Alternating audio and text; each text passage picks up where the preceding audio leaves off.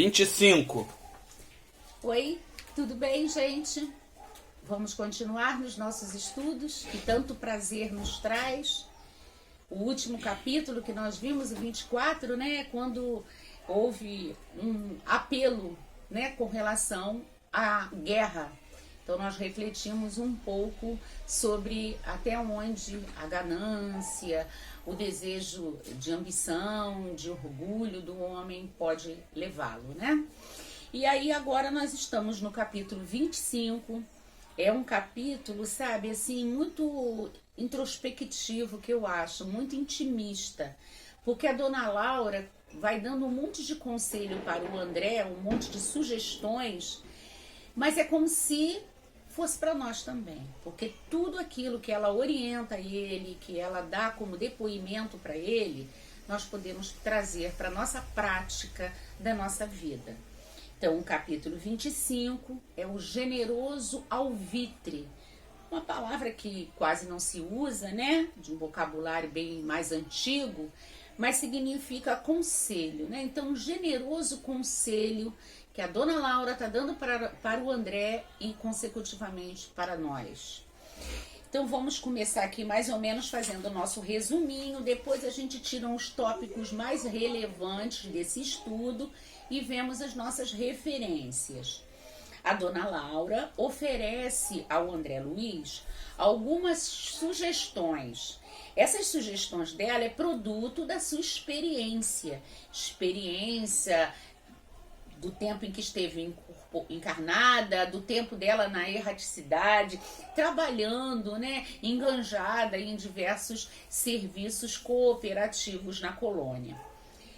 Ela faz isso para que melhor ele possa aproveitar a oportunidade que lhe foi concedida por Clarencio na visita ao Ministério da Regeneração.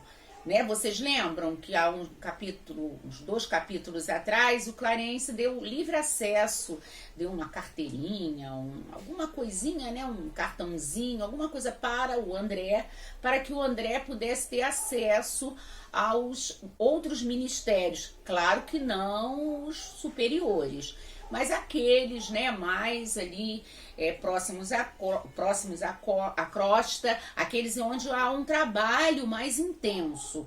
E o André aí aceitou e fazer essa visita ao Ministério da Regeneração. O Clarencio é lá do Ministério do Auxílio, né, que resgatou o André do umbral, nós já é o nosso querido e velho conhecido, né?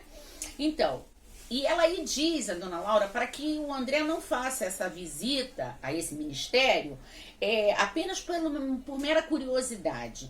E aí ela diz que a curiosidade, mesmo quando ela é sadia, né, quando ela tem ali embutido algum proveito, ela pode ser interessante para alguns, mas perigoso ainda para quem é indeciso e inexperiente, que aí a pessoa baixa a guarda, se deixa levar pela curiosidade, pela sua própria inexperiência, e isso pode não ser, né, muito aprazível, pode não trazer muitos benefícios.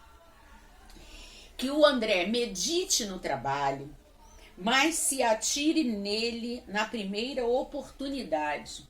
Temos que fazer isso na nossa vida. Nós temos o melhor trabalho para que nós possamos crescer nele. Temos que fazer tudo para transformar esse nosso trabalho no mais prazeroso possível, em benefício nosso e em benefício dos nossos semelhantes. Que o André não se limite apenas a observar o trabalho com um distanciamento, mas que ele, né, meta mesmo a mão na charrua, como está lá no Evangelho.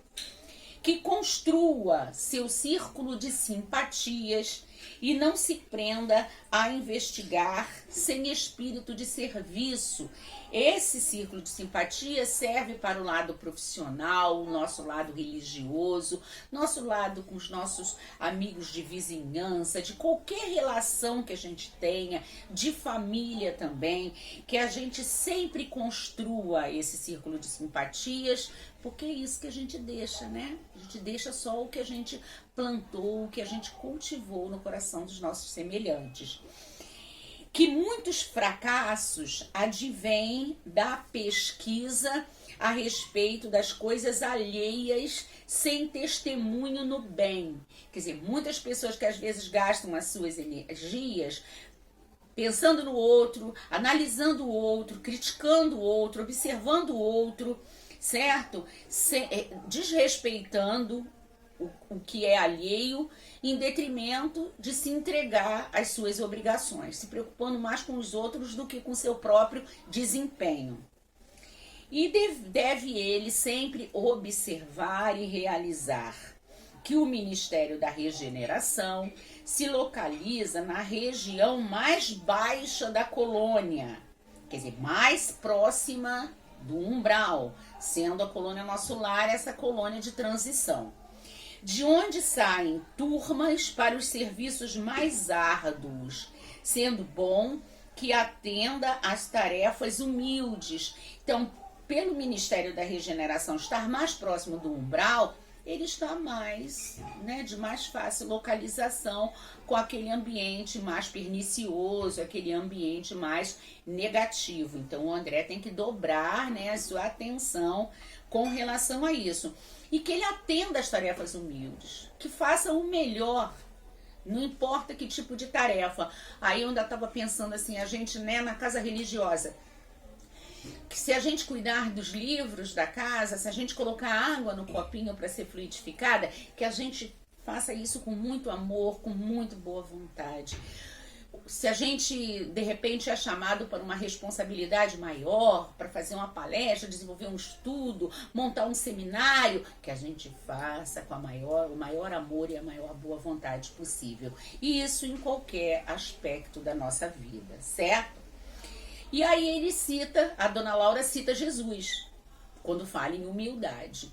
Pois Jesus não desdenhou o serrote pesado de uma carpintaria, ajudando seu pai no ofício de carpinteiro. Que visite, conheça e analise, mas converta tudo em tarefa útil. Observar, analisar para seu proveito, para melhorar a sua prática. Que no capítulo da especialização é possível que lhe neguem um ingresso em determinada tarefa, mas não será impedido de ofertar o serviço de boa vontade pelo prazer de servir em qualquer setor. Então, não é porque você tem uma determinada especialização que você não vai aceitar, de repente, uma outra tarefa fora da sua especialização, mas que vai acrescentar para você, que você vai ser útil, vai servir e vai ser servido pela bênção de poder auxiliar o próximo. Isso lembra para nós muito a oração de Francisco de Assis. Dona Laura, diante da emoção e agradecimentos de André Luiz, diz que não é por acaso que ele está em sua casa. Quer dizer, deixando sugerido para nós que eles já possam ter tido algum contato, alguma relação em outras circunstâncias, ou seja, da vida corpórea ou até na própria erraticidade, Que voltará à Terra em breve, Nós sabemos que Dona Laura vai reencarnar, mas que estarão ligados pelos laços da amizade, laços esses que não se interrompem nem numa pandemia, Afastados fisicamente, mas juntos em coração e em pensamento. E que continue trabalhando animado e confiante em Deus. E finaliza lembrando: a ciência de recomeçar é das mais nobres que o espírito pode aprender. Olha que coisa linda. Quantas vezes, a gente toma uma atitude ou pensada ou impensada e não dá certo, certo? A gente se arrepende. O que a gente vai fazer? Vai ficar arrependido ali, parado, no tempo e no espaço? Revoltado, aborrecido, se maldizendo? Não, a gente vai recomeçar. Vamos tentar de novo. Então, esse ensinamento da Dona Laura é de muita relevância. Dona Laura lembra de Paulo de Tarso, Lembrem? Lembram bem de Paulo de Tarso? Doutor do Sinédrio, esperança de uma raça pela cultura e pela mocidade, e também pelo seu conhecimento com as letras, né? Era um profundo conhecedor das escrituras. Alvo de geral atenção em Jerusalém, que voltou um dia ao deserto para recomeçar a experiência humana como tecelão rústico e pobre, né?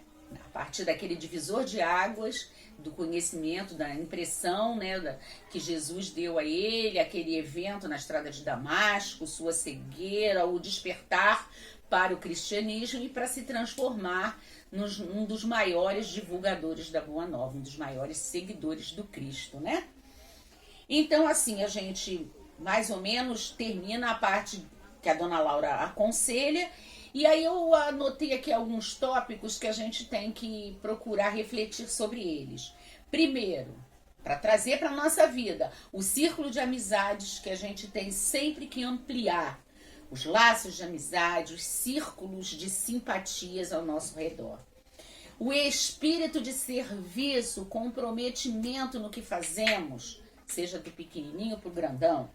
Testemunho no bem, buscando sempre o melhor.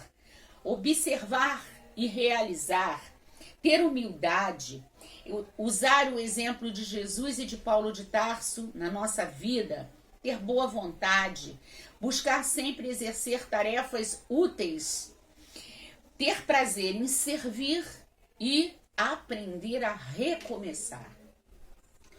No finalzinho, ela conclui com um outro ensinamento: trabalhe para o bem dos outros, para que possa encontrar seu próprio bem, que é ajudando o próximo que a gente está ajudando a si mesmo. É servindo que nós somos servidos.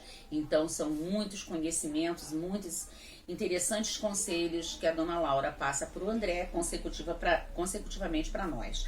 Então nós temos aqui como referência, que eu separei o Evangelho, que nós temos aqui o capítulo 14, honrai vosso pai e vossa mãe, onde nós temos lá a parentela corporal e a parentela espiritual, os laços de sangue. Aí a gente lembra disso pelo que dona Laura falou, dessa simpatia, como se houvesse entre dona Laura e André laços que não são consanguíneos naquela existência ali ao qual eles recordam, mas que pode ter ligações pretéritas, né?